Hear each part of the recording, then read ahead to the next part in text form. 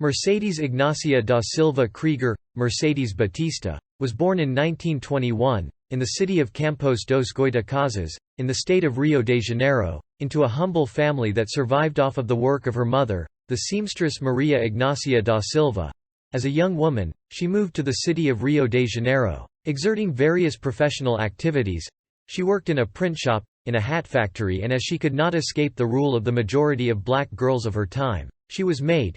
She worked also as a ticket vendor in a movie theater, and when she could, watched the movies. At this time she dreamed of being on stage. Inspired to realize her dream, she began to devote herself to dance. It is worth mentioning that Mercedes Batista was initiated in classical ballet and folk dance, by the great Eros Veluja, dancer who shined in Brazil through her choreography inspired by Brazilian culture. In the 1940s she joined the Escola de Danças, schools of dance, at the Teatro Municipal Theatre, in Rio de Janeiro, taking the opportunity to study with Yuko Lindberg and Václav Veltchek, artists who had international projection.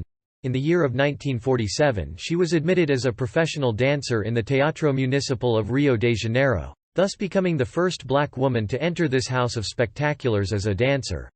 Although she was part of the body of the Baile do Teatro Municipal, dance of the municipal theatre, she had few chances to perform because very few were the times she was cast in the presentations.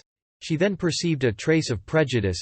As a black woman and artist she suffered discrimination, but also learned to in her own proper steps and choices to create mechanisms to overcome such obstacles.